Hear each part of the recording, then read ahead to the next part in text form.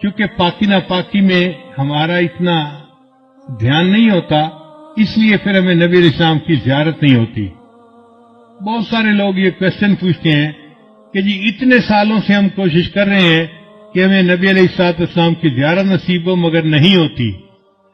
عام طور پہ جو ہم نے بزرگوں سے سنا ہے اس کی دو وجوہات ہوتی ہیں، ایک نگاہ ناپاک ہوتی ہے اور ایک بدن یا کپڑے ناپاک ہوتے ہیں، جس کی وجہ سے زیارت سے محروم ہو جاتے ہیں۔ اگر ان دو چیزوں پر محنت کریں تو اللہ تعالیٰ زیارت نصیب جلدی فرما دیں گے۔ نگاہ کا بہت زیادہ پرہیز کریں، 100% پرہیز کریں گے تو اللہ تعالیٰ کی طرف سے پھر نبی علیہ السلام کی زیارت والی سعادت نصیب ہو جائے گی۔ میرے والدین چونکہ شروع سے ہی نیکی کی زندگی گزارنے والے تھے، تو میں نے تذکرۃ الاولیاء کتاب 5ویں کلاس میں پڑھی تھی۔ 5ویں کلاس کے بچے کو تو ابھی کنسیپٹ بھی نہیں ہوتا، مگر مجھے والد صاحب نے وہ کتاب لا کر دی کہیں سے، تو میں نے اس میں اللہ والوں کے واقعات پڑھے تو دل میں بڑا شوق ہوا کہ مجھے بھی اس لائن پہ چلنا ہے اور اللہ والوں کی لائن پہ آگے بڑھنا ہے۔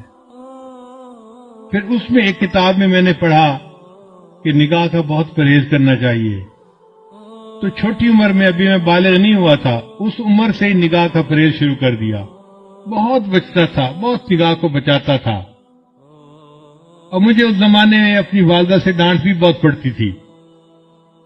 ہر دوسرے تیسرے دن کوئی محلے کی آنٹی آتی اور میری والدہ کو کہتی، تیرا بیٹا جا رہا تھا، اس نے تو ہمیں سلام بھی نہیں کیا، یہ تو ہمیں اپنی خالہ ہی نہیں سمجھتا۔ اور امی مجھے بلا لیتی تھی، بیٹا وہ تو نے اپنی خالہ کو سلام کیوں نہیں کیا، یہ تو میری کلاس فیلو تھی، یہ تو میری سہیلی تھی، ہم بچپن کی دوست ہیں، تم سلام تو کرتے۔ اور مجھے پتہ بھی نہیں ہوتا تھا کہ یہ آنٹی کہاں گزری تھی اور کہاں اس کو سلام کرنا تھا۔ تو میں آگے سے ایک بار کہتا تھا، امی آنٹی سے یہ پوچھو کیا میں نے اس کی طرف دیکھا تھا؟ تو جب امی پوچھتی تو پھر وہ آنٹی کہتی، ہاں یہ تو یوں کر کے چلتا ہے، سارے اس کا نیچے لگا ہوتا ہے، زمین کے علاوہ تو کچھ دیکھ نہیں رہا ہوتا، اس نے کہا اس کو۔ میں نے کہا امی مجھے یہ بھی نہیں پتا میرے پاس سے مرد گزرا ہے یا عورت گزری ہے، میں کس کو سلام کرتا؟ تب جا کے میری جان چھوٹتی تھی۔ لیکن اندر اندر مجھے بہت غصہ آتا تھا ان آنٹیوں پہ، سارا محلہ خالہ بنا ہوا ہے، سارا محلہ آنٹی بنا ہوا ہے، اور بس ان کو سلام ہی کرو چلتے ہوئے۔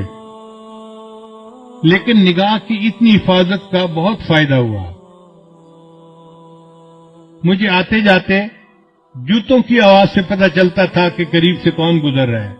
عام طور پہ مردوں کی جوتوں کی آواز اور ہوتی ہے اور عورتوں کے جوتوں کی آواز ڈیفرنٹ ہوتی ہے، اس سے اندازہ ہو جاتا تھا کہ قریب سے گزرا کون ہے، ورنہ کپڑا بھی نہیں دیکھتے تھے کہ قریب گزرنے والا کون تھا۔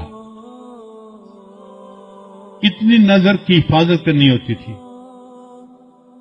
اس پر اللہ رب العزت نے پھر جو مہربانیاں کی وہ اب کیا بتائیں آپ کو۔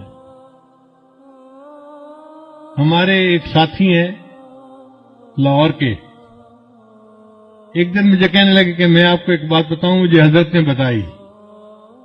میں نے کہا بتائیں۔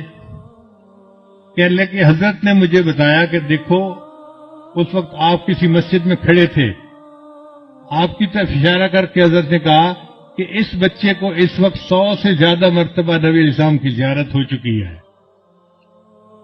میں سن کے حیران ہو گیا، اور حیرت مجھے اس کی تھی کہ پتہ اس کو کیسے چلا۔ اس نے کہا جی کہ مجھے حضرت نے یہ بات بتائی تھی، شیخ نے یہ بات بتائی تھی۔ تو نگاہ کی حفاظت کا پھر یہ فائدہ ہوا کہ اللہ تعالیٰ نے 30 سال کی عمر سے پہلے 100 سے زیادہ مرتبہ نبی السلام کی زیارت نصیب فرما دی۔